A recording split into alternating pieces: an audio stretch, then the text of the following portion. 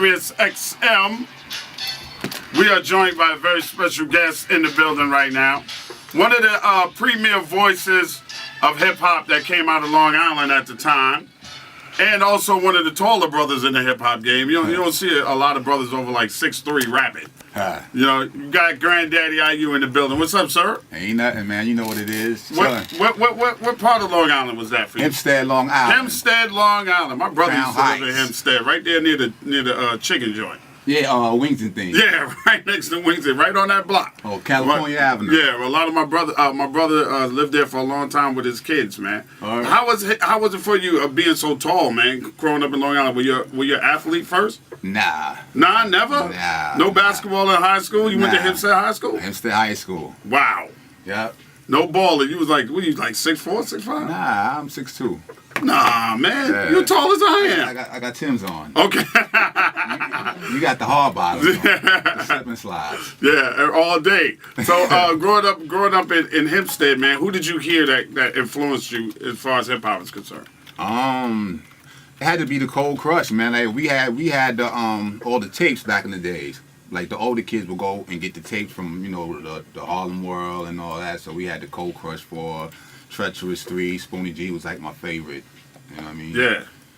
And, I love Spoonie G. Call me up and say, come over. Your mother and your father is gone. Yeah. And you're alone with over the dog. Now you're fronting. That was my joint. we had the Nasty 4 in my days in Hempstead. Uh-huh. You remember the Nasty 4? Yeah. So that's what you listen to. Do you remember when you first picked up the mic? Nah, I don't remember that. Really, it was like a hobby. It wasn't even a hobby. It was like something to just fucking around. You know what I mean? Like, yeah. I wasn't serious into it. No, you didn't do the ciphers and all that street battles. Never. Never. If it wasn't for my brother, I wouldn't do this shit at all. Really? How did you? Well, tell everybody what your brother is and how he influenced you. KC is nasty, cause he knew that I could do it. And so we always try to influence me to do it, but I was too busy in the street doing knucklehead shit, you know what I'm saying? Mm-hmm. He'd be like, fuck that, we going to the studio. And he would book studio time and I wouldn't show up, and one day nigga punched me in my mouth. Word is bond. So we scrapped it out or whatever, but after that, I went to the studio, and it just so happened the tape that we made got into Jeff, Jeff Spencer, got to his hands, and Biz was looking for 5 artists. He had an artist production deal, and he needed another artist, and the shit just happened. So okay, it wasn't like I went chasing the deal or nothing. You never went knocking on record companies' doors. Nah, the shit just happened. None of that. None of that. Your brother punched you dead in the mouth. In my motherfucking mouth. He spent some money on that studio time, right? Yeah. And your ass is, what was you doing, man? You was selling weed? Was you trying to be trying to be a D-boy at the time? Everybody was doing it, man. You was getting money. Right. You know what I'm saying? So, shit, I'm not getting no money going to the studio. Right. So, and the nigga was like, yo, man, you can do this shit, man. Like, get serious with it. He believed in you more than you believed in yourself. Yeah, I thought that shit was, man, fuck that shit. That shit was... That's like hitting the lottery. Right. It happened. Had you met Biz Markie before? I never met that ugly nigga a day in my life. Not a day in my fucking life. Did you meet him after you signed with him? Yeah, matter of fact, the day they called me on the phone and was like, yo, Biz called me, Jeff called me, was like, yo, Biz want to meet you. And I was like, all right, tell a nigga to meet me at Blimpies. He was like, all right. So me and my brother we went and got baseball bats and shit. We thought it was a motherfucker playing a joke. Oh, okay. So whoever was playing a joke, he was going to whoop their ass. But it was really Biz. Right. He really came to Blimpies and shit. Then he came to my crib. It was like, yo, how many songs you got? I was like, I don't got songs, but I can make songs, you know what I'm saying? Right. Next thing I know, my baby mom's knocking on the door. I heard Biz at your house. I swear to God. I couldn't even make this shit up. Yeah. And how long after that initial meeting with Biz from Blimpies to your crib, to your baby mother's interruption, how long did it take until you signed? About 2 months. Uh-huh. But I was in the studio like a couple of weeks. Okay. And then we had to go to Burt Bedell, do all the paperwork shit and the Oh my God. Yeah. I know you probably got some Burt Bedell stories just like I do, huh? Yeah, I love Burt though. Yeah. Burt was a good guy if you stayed on top of your own business. Yeah. We're dealing with Burt Bedell. Yeah, it's been 25 years since Smooth Assassin? 25 years. What the hell you been doing in 25 years? Yeah. Maintaining, man. That's all. You know, I did a couple of joints here and there. You know, produced a couple of joints. I did a joint for KRS, joint for Ice-T, Helter Skelter. You know, I did joints here and there, man. That's all. Yeah, raising a family, got kids and all. No, you said one daughter. One daughter. How old is she now? She's 26. 26 now. 26. Yeah. Wow. Yeah. Wow. She a beast too. She do the stand-up poetry shit. Oh yeah. Yeah. She wrote a book too. So being a poet, in the sense, runs in the family a little bit, huh? Yeah. I'm talking about she nice with that shit, yo. Uh huh. Yeah, winning awards and all that shit. So. Oh, that's good. Yeah. That's good. Now, let's go back to when you first signed with Biz. What kind of advance was given out during those? $25,000, and I got a $100,000 publishing deal, and he got half or the top, and everything from there on. Everything I did from there, he got half. Really? Yeah. Everything. Every motherfucking thing. So when you was signed to Cold Chillin', how was Cold Chillin'? Was Cold Chillin' receptive of it? Yeah. Everybody would show me love and all that, you know what I mean? Except Kane. Kane didn't fuck with me at first. No? Nah, he ain't fuck with me at first. Why? Because of the granddaddy? Yeah, because him and Biz had some bullshit going on, and he thought that Biz was, had brought me into, some reason, whatever. I don't know. But yeah, he ain't fuck with me at first. But now me and him like this. And what is the IU? That's my name, actually. Really? Yeah. Which is? IU. IU is your name? That's my motherfucking name. Nah, it's gotta be Ian or something. It's actually a Muslim name, but if you saw it on paper, you would mispronounce it. Okay, so what's the Muslim name? Ayub, but it's AYUB. Okay. And it means Job from the Bible. Okay. But if you saw it on paper, you'll call me Ayub and all kind of wild shit. Right, but it's IU. Yeah, so I just simplified it, put I.U. Right. Okay. So when you first came out, because your name was Granddaddy. My name was actually Daddy U. And Biz was the one that put the whole shit Granddaddy IU. Okay. So I can see how Kane can feel a certain way about that. Can't you at the time, him being Big Daddy Kane and then Granddaddy IU? Yeah, I guess, I don't know, whatever, man. And a lot of people said the voices are kind of similar, right? Nah, everybody you're much deeper than Kane. Everybody said I sound like Rakim. Okay. I hated that, yeah. You hated that, huh? I hated that shit. That's a good person to be compared to, though. I love his music, though. Yeah, but vocally, that's a good presence because you do have a distinct vocal presence. Yeah. You gotta admit that you have a nice baritone to your voice. So, Rakim I think is a little different, but I never thought Rakim when I first heard it. Everybody told me. I never, and probably the connection, the Long Island connection too. Yeah. The Long Island connection is probably cool too. Long Island. Yeah. Mm-hmm. There wasn't a lot of cats coming out of Long Island. Yes, it was. EPMD. Right. K Solo. PE. Right. What's the cats from? We had Keith Murray. Yeah. There was. Yeah, you're actually what's right. Some other cats that JVC Force. Exactly. Yeah. Right. Yeah. Rakim. Being from Long Island, that's a nice selection. But a lot of dudes was always saying it was hard to come out of Long Island because it was hard to get noticed in Long Island. Who was part of the five? Do you remember who all the five was? Did Biz sign 5 people? Nah, he didn't make 5. He got Diamond Shell. Oh, he was horrible. No, he was terrible. That was Shelly D. Yeah, I knew it had to be Diamond Shell. Oh, what a night! Diamond Shell was terrible. I think that was his brother or something. Yeah, it's his little brother or something. Yeah. Diamond Shell couldn't fucking rap a Christmas present, dog. Yeah. He was terrible. Diamond Shell, Kid Capri. Okay. Me. And oh shit. I don't even know. And when did after a while, after Smooth Assassin, did you ever put another album out on? Yeah, Lead Pipe. That came out on Epic Street.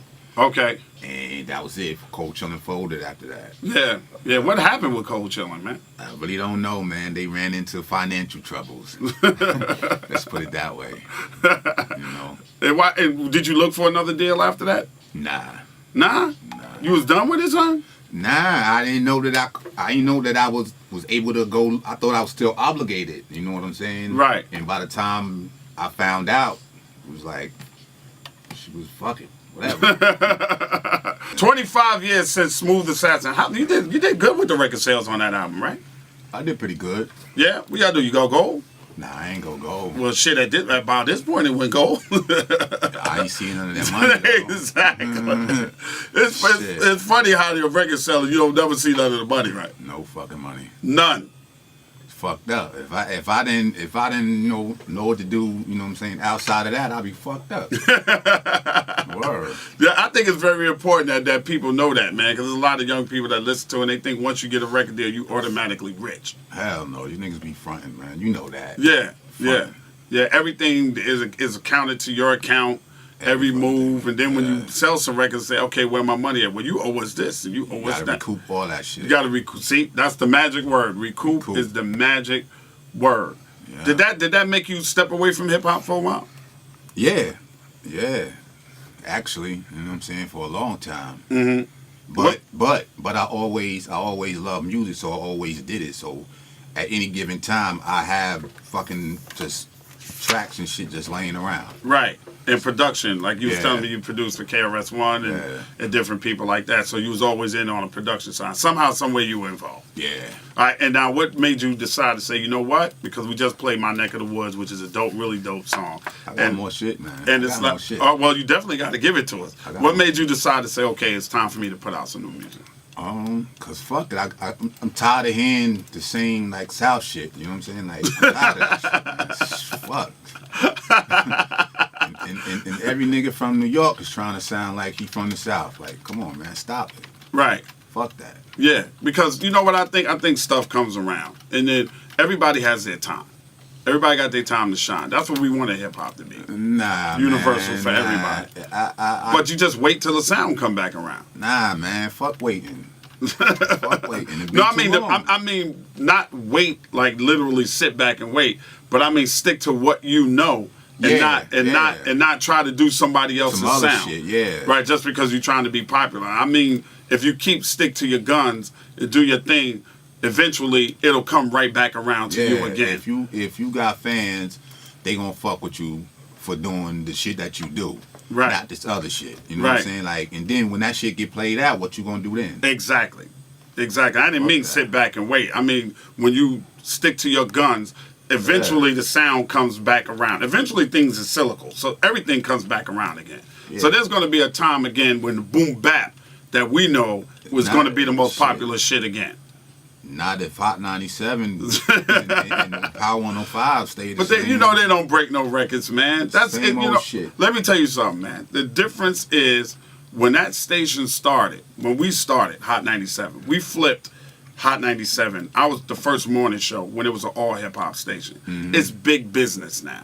There was no other all hip-hop station in the country. Right. So now that it's big business, all they're caring about is the bottom line. They don't care about breaking records. You know, like when we first started, we broke a lot of records. Right. It was like, okay, this is that new shit. This is what's bubbling in the street. You know, Mike Kaiser came to me and gave me Get At Me, Dog, and we broke that shit when radio wasn't playing it. Now it's about, well, we got to worry about the bottom line. So let's put 100 people in a room, and they tell us what they like to hear, and that's what we're playing. And that's the way radio. That's why Backspin is so popular. Yeah. Because we don't give a fuck. When you make music, we're gonna play your music. We're gonna make sure people get a chance to hear it. Because to me, is I have to do this. Like to me, it would be no other way to do it. Right. You know what I mean? Because I think people, you got a fan base, and people say, "Yo, what's up with Granddaddy IU?" Well, I got a brand new Granddaddy IU joint. I'm gonna play your classic shit first, and then I'm gonna play your new shit, so people can say, "Okay, how we get that shit?" And then we let people know how they can get the music, man. Right. When you gonna drop an album, son? I dropped the album. Actually, the digital came out the 17th. Okay. The physical is next week. Okay, what's the name of the album? It's called PIMP. Paper is my priority. That's right. Paper is my priority. Yeah. Absolutely. God damn. How is your music different now than it was 25 years ago? It ain't no different. It's just, you know, it's still hip hop. It's that boom bap. It ain't none of that fancy fucking Casio keyboard, Fruit Loop, none of that bullshit. You know what I'm saying? It ain't none of that shit. I don't say the same shit like one word on my hook. You know what I'm saying? Right. None of that shit. None of that. It's hip hop the way you know it. Some hip hop, some boom bap shit. I got some smooth shit. I got some hard shit. I got some grown man shit. Right. I got some fuck a bitch shit. You know what I'm saying? All that. It's hip hop from your perspective. Yeah. Yeah, Definitely. But real serious hip hop. Yeah. Yeah, because it's tough out there now, man. It ain't none of that trying to sound like this newfangled shit either. So The newfangled shit really gets under your skin, though. yeah, man. Like, fuck it. You know why? Because that's all they play. If they played other shit, I wouldn't mind. You know what I'm saying? Or like everything is the same shit, and even artists from here that don't even do that shit be trying to do it, and the shit sounds stupid. Like, come on, man. Where the fuck is New York at? Right. Where's the New York sound? If you go to DC, you're gonna hear go-go. If you go to the Bay Area, you're gonna hear the hyphy shit. Like if you go to Texas, you're gonna hear chopped and screwed. Right. You come to New York, you're gonna hear trap music. Right. You're gonna hear South shit. Like, what the fuck is going on? Yeah. Yeah, I understand that. We need a balance. Yeah. The balance used to be there, and the balance is not there anymore at all. Not even a little bit of a balance here. And New York has become a city of followers and not a city of leaders anymore. That's right. We started this shit. How the fuck we following everything else? Like, that shit is whack. Yeah. I don't understand that. You won't see me doing that bullshit. I just believe that. There it is, man. And the album is out right now digitally. Where they can get it from?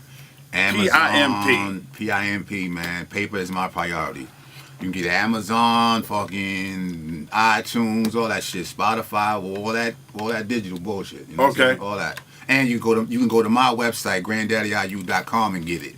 That's what you better do. You know what I'm saying?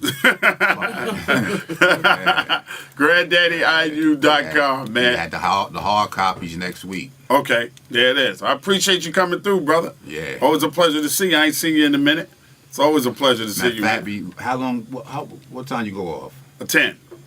All right, I'm gonna get that CD to you before that you leave here. All right, there it is. Good. Yeah. So we can do another class at the current. My man, Granddaddy IU in the building. See you at Lover Show. Y'all backspin. Sirius XM.